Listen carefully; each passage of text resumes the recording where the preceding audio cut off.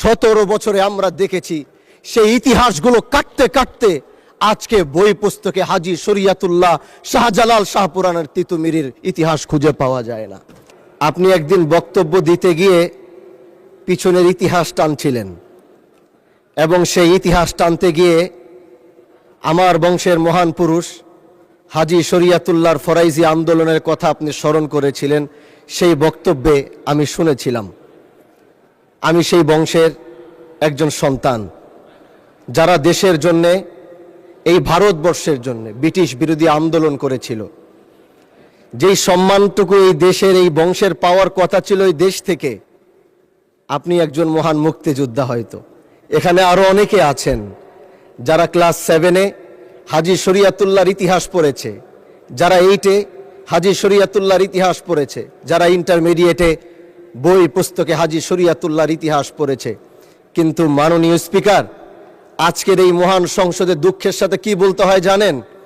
সেই 17 বছরে যে ইতিহাস এই দেশের মানুষদেরকে জাগ্রত করত, যে ইতিহাস এই দেশের যুবকদেরকে জাগ্রত করত, যেই হাজী শরিয়াতুল্লাহ তিতুমিদের ইতিহাস এদেশের প্রত্যেকটা মানুষদেরকে দেশপ্রেম শিখাতো, 17 বছরে আমরা দেখেছি সেই ইতিহাসগুলো কাটতে কাটতে আজকে বই পুস্তকে হাজী শরিয়াতুল্লাহ শাহজালাল শাহপুরানের তিতুমিরের ইতিহাস খুঁজে পাওয়া যায় না।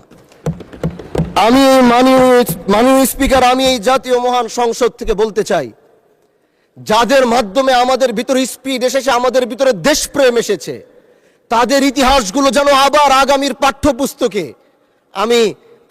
পাঠ্যপুস্তকে যেন আবার তাদের ইতিহাসগুলো আবার যেন ফেরত আনা হয় এবং আমার দেশের প্রজন্মরা সেটার থেকে সেই ইতিহাস পড়ে দেশপ্রেম যেন আবার তারা জাগ্রত করতে পারে। মাননীয় স্পিকার, আজ এই মহান সংসদে দাঁড়িয়েছি, আমাদেরকে মানুষ ভোট দিয়েছে অনেক ভালোবেসে। প্রবাস থেকে ছেলেরা বলেছে ভোট কিন্তু দিতে হবে তাকে, তারা না হলে টাকা কিন্তু পাঠাবো না, বাবা মারে বলছে, কারণ আমাদেরকে ভালোবেসে। আমাদের কাছে টাকা পয়সা ছিল না, কিন্তু তারা কষ্ট করেছে এই প্রবাসী। আমি একজন ব্যক্তি এই সংসদে যে আমি পোস্টাল ব্যালটে এসে আমি শেষ সময় পাশ করেছি, ফেয়ার নির্বাচন হয়েছিল। আর সেই প্রবাসীরা ফোন দিয়ে তাদের দুঃখের কথা আমাকে বলে, তাদের সেই কষ্টের কথা যখন শুনি এই জাতীয় সংসদ থেকে, তখন আমার ইচ্ছে হয় আমি আমার সেই প্রবাসী ভাইদেরকে নিয়ে কিছু বলি, যারা তাদের জীবনের, যারা এক একজন ফ্রিডম ফাইটার হয়ে দেশের জন্য কষ্ট করছে, যারা নিজের স্ত্রী পুত্র সন্তান বাবা মাদেরকে রেখে যারা কষ্ট করছে। আজকে প্রবাসীরা যখন বাংলাদেশে আসে, এই জাতীয় সংসদে 1 থেকে 1.5 ঘন্টা তাদেরকে নিয়ে আলোচনা হয়েছে, কিন্তু সে আলোচনার প্রতিফলন কি হয়েছে সেটা আজও এখনো দেখলাম না, জানলাম না।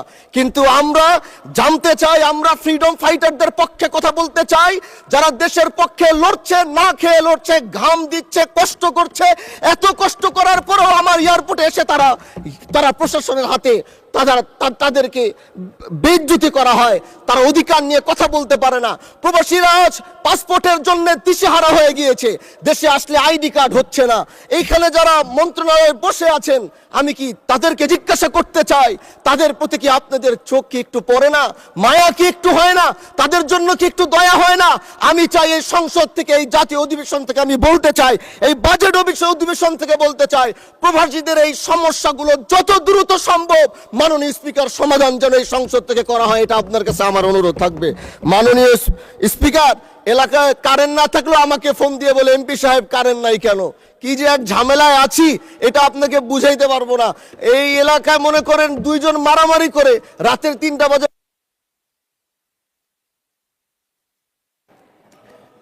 মাননীয় সদস্য, আপনাকে আরো 1 মিনিট সময় বাড়িয়ে দেওয়া হলো। মাননীয় স্পিকার, বাজেট নিয়ে এখানে সবাই কথা বলেছে, এজন্য আমি আর বাজেট নিয়ে বেশি কথা বলতে চাই না, কারণ আমাদের মন্ত্রী মহোদয় চমৎকার সুন্দর বাজেট উপস্থাপন করেছে। আমি শুধু এতটুকুই বলতে চাই, বাজেটটা যেন টিকসই হয়, এই বাজেট থেকে যেন কোনো দুর্নীতি না হয়। সরকার চেষ্টা করছে, যখন তারা চেষ্টা করছে আমাদের দ্বারা যতটুকু সম্ভব আমরা সেটা সহযোগিতা করার জন্য প্রস্তুত আছি। যেই কথাটি বলছিলাম, মাননীয় স্পিকার বিদ্যুৎ না থাকলে ফোন দেয়, আমাদের এলাকায় বিদ্যুৎ নাই, এমপি সাহেবকে ফোন দেন। আমার কি দোষ? আমার হাতে কি বিদ্যুৎ আছে? আমি কিভাবে এলাকার মানুষকে বুঝাবো? মাননীয় স্পিকার বলেন আপনি। বিদ্যুৎ মন্ত্রীকে অনেকদিন যাবত দেখছি না। আজকে যদি তিনি থাকতেন তাহলে হয়তো আমি তাকে জিনিসটা বুঝাতে পারতাম। এই বিদ্যুৎ সংকটটা খুব